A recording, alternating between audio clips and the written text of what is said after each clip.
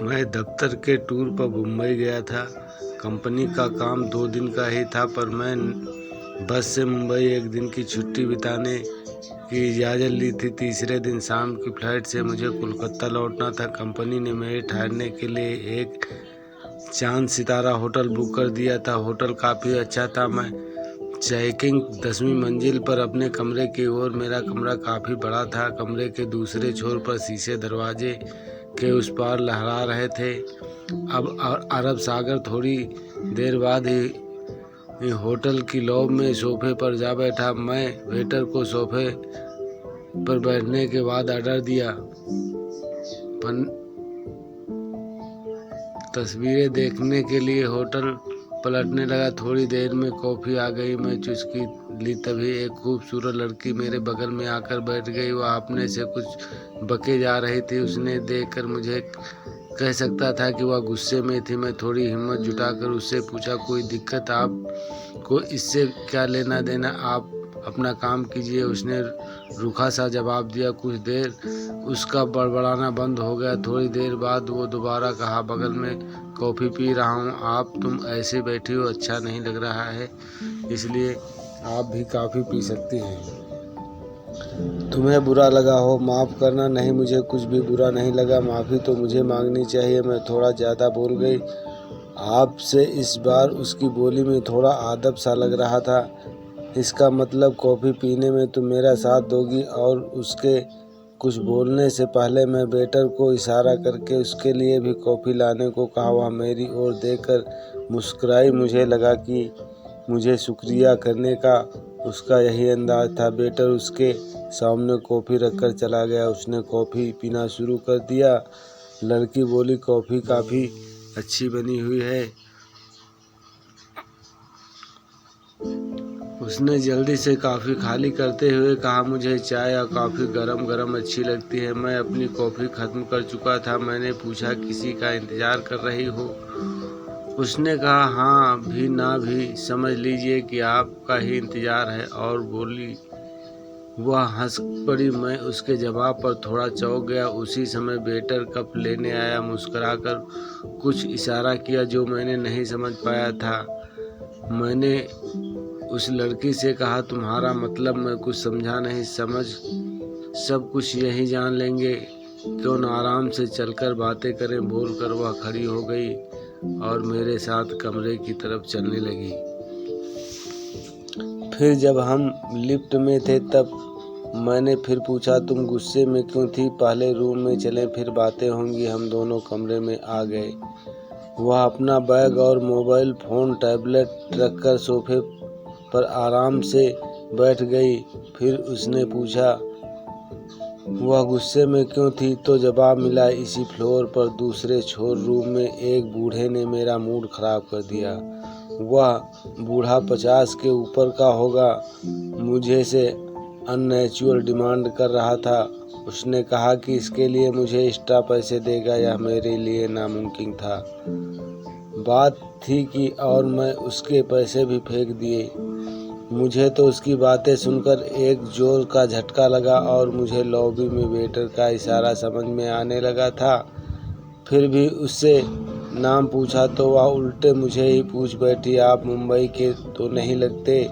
आप यहाँ किस लिए आए हैं? आप मुझे क्या चाहते हैं? मैं तो बस टाइम पास करना चाहता हूँ। कंपनी के काम के लिए आया था, वह पूरा हो गया। अब जो मर्जी वह करूँ। मुझे कल शाम ही फ्लाइट से लौटना है। अपना नाम बताओ। मुझे कला गर्ल कहते हैं। वह तो मैं समझ गया। कला गर्ल कहा तो नहीं पुकार सकता। लड़की दिलचस्प लगती हो। जी चाहता कि तुम से ढेर सारी बातें करूं। रात भर आप मुझे प्रिया नाम से पुकार सकते हैं, पर आप रात भर बातें करें जो रेट, वह भी बूढ़े वाली बात नहीं, पहले ही बोल दी। दोस्तों, जो रेट है वही होगा, बूढ़े वाली बात नहीं, पहले ही बोल देती हूँ, लड़की बोली। मैं अब उसे समझने लगा था। मुझे तो सिर्फ टाइम पास करना था और थोड़ी सी ऐसी लड़कियों के बारे में जानने की जिज्ञासा थी मैंने उससे पूछा तुम कोल्ड ड्रिंक वगैरह मंगा लो। प्रिया बोली हाँ कुछ सीख कबाब चलेगा। तब मैं नहीं लेती हूँ बात और अच्छी बात है क्योंकि हमसे निकल कर लड़कियाँ अच्छी लगती क्योंकि हम अभी अच्छी नहीं लग रही क्या? प्रिया ने पूछा नहीं वह बात नहीं, नहाने के बाद और अच्छी लगेगी। मैं रूम बॉय को बुलाकर कबाब बनाने को कह दिया। प्रिया बाथरूम में थी। थोड़ी देर बाद रूम बॉय कबाब लेकर आ गया। मैंने दो लोगों के लिए डिनर ऑर्डर दिया। इसके बाद मैं न्यूज़ देखने लगा। तभी बाथरूम से प्रिया निकली। दूधिया सफ़ेद ग्राउंड में वह सच में अच्छी दिख रही थी। ग्राउंड में थोड़ा छोटा ही था। साथ में प्रिया ने उसे कुछ इस तरह ढीला बांध रखा था कि उसके ऊपर सब कुछ दिखाई दे रहा था। दोस्तों सोफे पर आकर बैठ गई। मैंने कहा ना कि तुम नहाने के बाद और खूबसूरत लगोगी। प्रिया ने मैंने कोल्ड ड्रिंक लिया और बीच में ही हम कबाब भी ले रहे थे। मैंने कहा कबाब और शबाब तो समा भी लाजवाब। अगर आप पत्नी को पता चलेगी सब क्या हो रहा है तो क्या होगा? सवाल डरावना था। इसके लिए मुझे काफ़ी सफ़र तय करना होगा। कल शाम की फ्लाइट से आप जा रहे हैं। मैं जानना चाहती हूँ आखिर मर्दों के ऐसे चालान पर पत्नियाँ क्या सोचती होंगी।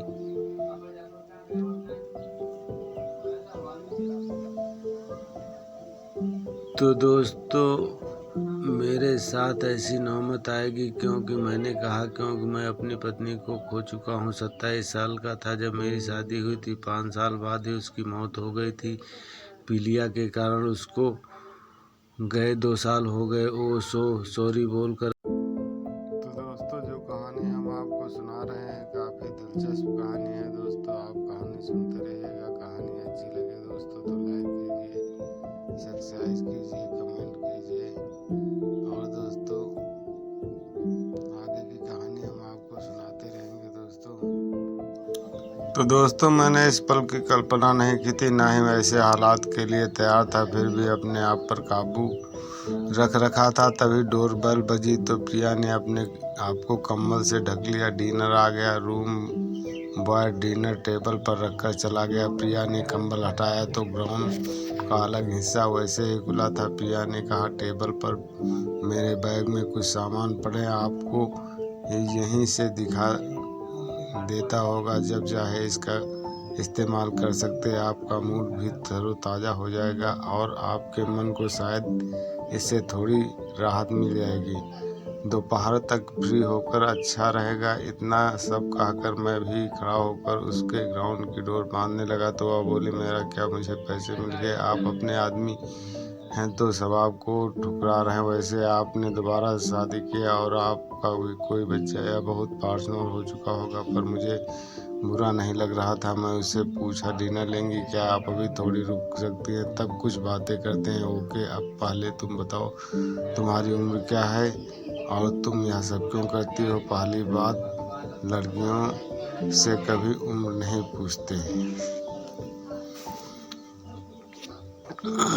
मैं थोड़ा हंस पड़ा। तभी उसने कहना शुरू किया ठीक है, आपको मैं अपनी सही उम्र बता देती हूँ। अभी मैं 21 साल की हूँ। मैं सच में बता रही हूँ और कुछ लोग ही अभी और नहीं। आपके दूसरे सवाल का जवाब थोड़ा लंबा होगा, वह भी बता दूँगी। पहले आप बताएं कि आपने फिर से शादी की, आपकी उम्र की ज़्यादा नहीं है। मैं उसके हाथ में अपने हाथ को लिया और कहा मैं अभी 34 साल का हूँ। मेरा कोई बच्चा नहीं। डॉक्टरों ने सारे टेस्ट ले लिए हैं। बता सुख के लिए तरस नहीं छोड़ सकता। इस बार प्रिया गुस्से से गले मिली और कहा यह तो बहुत बुरा हुआ। मैंने उसकी पीठ थपथपाई और कहा दुनिया में सबको सब कुछ नहीं मिलता, पर कोई बात नहीं। दफ्तर की बात मैं कुछ समय एक एनजीओ को देता हूँ, मन को थोड़ी शांति मिलती है। चलो डिनर लेते हैं। डिनर के बाद फिर हम लोगों ने एक दूसरे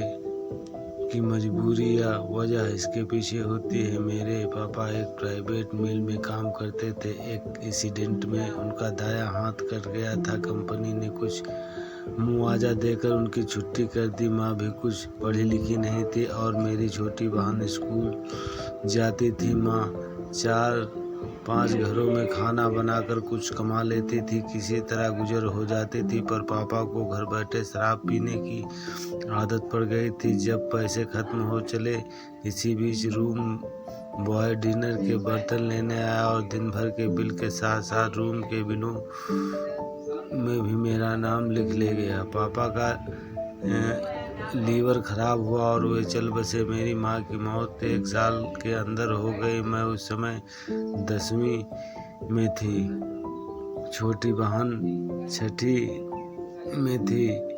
पर मैं पढ़ाई के साथ ब्यूटिशियन का भी कोर्स कर लिया था। एक छोटी चाल में रहते एक रिश्तेदार ने मुझे ब्यूटी पार्लर में नौकरी लगवा दी थी। शाम को एक घर में जहां माँ काम करती थी, खाना बनाती थी, उस कर्नल में समाज के नाम पर जिस्म फरोशी भी होती थी, मैं उसी का शिकार हुई थी।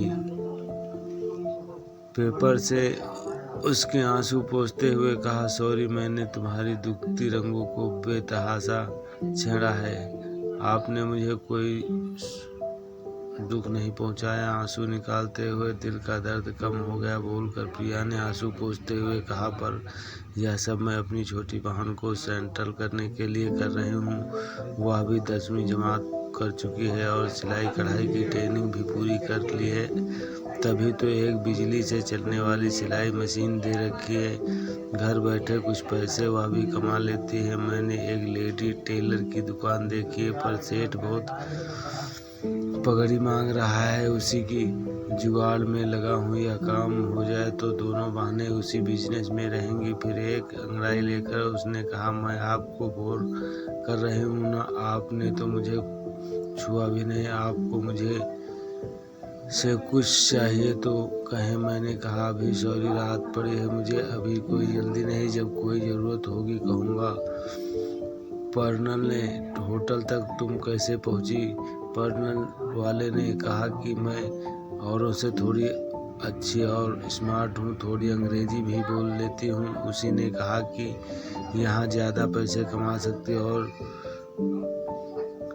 यहाँ पुलिस की रेड का डर बना रहता है। इसी के बाद पिया ने ढेर सारी बातें बताई, होटल की रंगीन रातों के बारे में। मुझे बातें तो मैं पहले भी सुनना था, पर एक जीते जागते इंसान से जो खुद ऐसी ज़िंदगी जी रहा है, उसके मुंह से कुछ अजीब सा लग रहा था। इसी तरह की बातों में आधी रात बीत गई। प्रिया ने कहा, मुझे अब जोरों की नींद आ रही है, आपको कुछ करना हो। प्रिया अभी तक ग्राउंड में थी, बीच में ही बात काटते हुए कहा, तुम दूसरे बेड पर जाकर आराम करो और हाँ, बाथरूम में जाकर अपने कपड़े पहन लो। बाकी बातें जब तुम्हारी नींद खुलेगी तब होंगी। कल दिन में क्या करोगी? मुझमें कोई गुस्ताखी तो नहीं हुई सर? आपने मुझे पर इतना पैसा खर्च किया और ना ही तो तुमने। बहुत खुश हूँ, अब जाओ अपने कपड़े बदल लो। मैं देखा कि जिस लड़की में मेरे सामने बिना कुछ कहे ग्राउंड खोलने में जरा भी संकोच नहीं था, वही अब कपड़े पहनने के लिए शर्मसार हो रही थी। प्रिया ने ग्राउंड के ऊपर चादर में अपने पूरे शरीर को इतनी सावधानी से लपेट लिया कि उसका शरीर पूरी तरह ढक गया और वह बाथरूम में कपड़े पहनने चली गई। थोड़ी देर बाद वह कपड़े पहनकर आई और मेरे माथे पर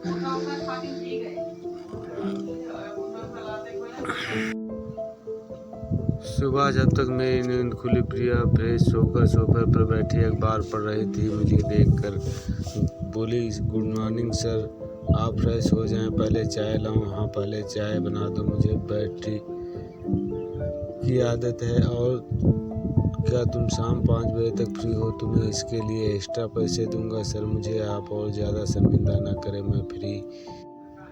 बस मैं अपनी बहन को फ़ोन करके बता देती हूँ कि मैं दिन में नहीं आ सकती। प्रिया ने अपनी बहन को फ़ोन किया और मैं बाथरूम में चला गया। जाते जाते प्रिया को बोल दिया कि फ़ोन कर के नाश्ता भी रूम में ही मंगा ले। नाश्ता करने के बाद मैंने प्रिया से कहा, मैंने टेलीफैक्स में गुफाएं नहीं देखी, क्या तुम मेरा साथ दोगी?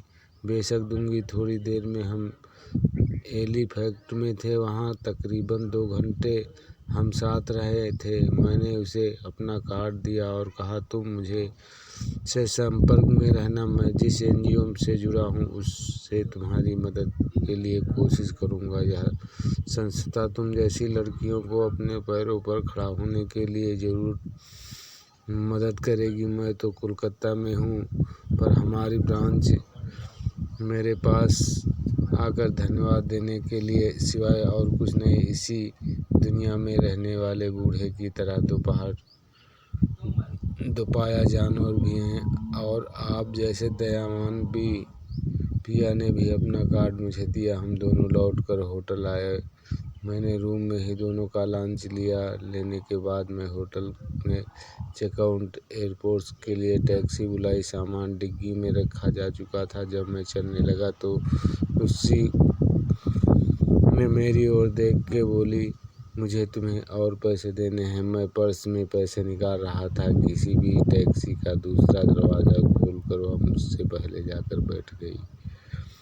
दोस्तों, तब तक मुझे लिफ्ट नहीं देंगे? क्यों नहीं? चलो बताओ कहाँ चलेंगी? मैं चौंक कर पूछना, एयरपोर्ट क्यों? मैं एयर ट्रैवल नहीं कर सकती। और आगे आप मेरे असली नाम से पुकारेंगे। मैं पायल हूँ और मुझे देर हम बाद एयरपोर्ट में थे।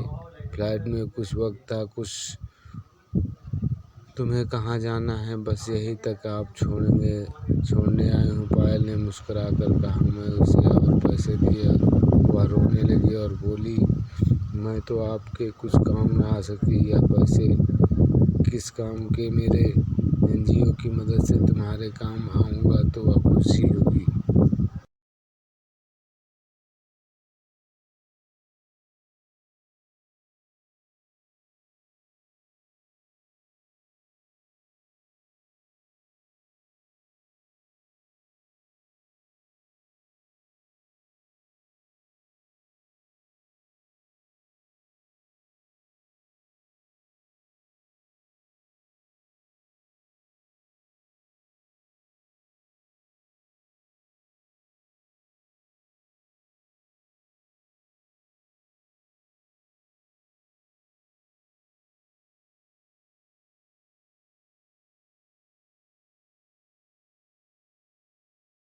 चाय लाऊं? पहले चाय हाँ, पहले चाय बना दो। मुझे बेड टी की आदत है। और क्या तुम शाम 5 बजे तक फ्री हो? तुम्हें इसके लिए मैं एक्स्ट्रा पैसे दूंगा। सर, मुझे आप और ज़्यादा शर्मिंदा ना करें। मैं फ्री नहीं हुई हूँ तो भी पहले आपका साथ दूंगी। बस मैं अपनी बहन को फ़ोन करके बता देती हूँ कि मैं दिन में नहीं आ सकती। प्रिया ने अपनी बहन को फ़ोन किया और मैं देख रहा था। दोस्तों, थोड़ी देर में नाश्ता करने के बाद मैं प्रिया से कहा, मैं हैलीफैक्स की गुफाएं नहीं देखी, क्या तुम मेरा साथ दोगी? बेशक दूंगी। थोड़ी देर में हम हैलीफैक्स में थे, वहाँ तकरीबन 2 घंटे हम साथ साथ रहे। मैंने उसे अपना कार्ड दिया और कहा तुम मुझे से संपर्क में रहना, मैं जिस एनजीओ से जुड़ा हुआ हूँ उससे तुम्हारी मदद के लिए कोशिश करूँगा। यह संस्था तुम जैसी लड़कियों को अपने पैरों पर खड़ा होने में ज़रूर मदद करेगी। मैं तो कोलकाता में हूँ, पर मेरे पास आपको धन्यवाद देने के सिवाय कुछ नहीं है। इसी दुनिया में रात वाले बूढ़े की तरह दोबारा जानवर भी हैं, आप जैसे दयावान भी हैं। प्रिया ने भी अपना कार्ड मुझे दिया। हम दोनों लौट कर होटल आए। मैंने रूम में ही दोनों का लंच मंगा लिया। मंगाने के बाद मैं होटल में चेकअप अकाउंट एयरपोर्ट की टैक्सी बुलाई। सामान डिग्गी में रख चुका था। जब मैं चलने लगा तो उसी ओर देख कर बोला, प्रिया, मुझे तुम्हें और पैसे देने हैं। मैं पर्स से पैसे निकाल रहा था, इसी भी टैक्सी का दूसरा दरवाज़ा खोल कर वह मुझसे पहले जा बैठी और कहा, थोड़ी दूर। तब मुझे लिफ्ट नहीं देंगे? क्यों नहीं? चलो कहाँ जाओगी? एयरपोर्ट में मैं चौक पर बैठकर पूछा, एयरपोर्ट क्यों? क्योंकि मैं ट्रैवल नहीं कर सकती और आगे आप मुझे असली नाम से पुकारेंगे। मैं पायल हूँ और मुझे कुछ देर बाद एयरपोर्ट पर थे। अभी फ्लाइट में कुछ वक्त था। उससे मुझे पूछा कहाँ जाना है। बस यहीं तक आपको छोड़ने आई हूँ, पायल ने मुस्कुराकर कहा। मैंने उसे और पैसे दिए तो वह रोने लगी। मैं तो कुछ काम न आ सकी।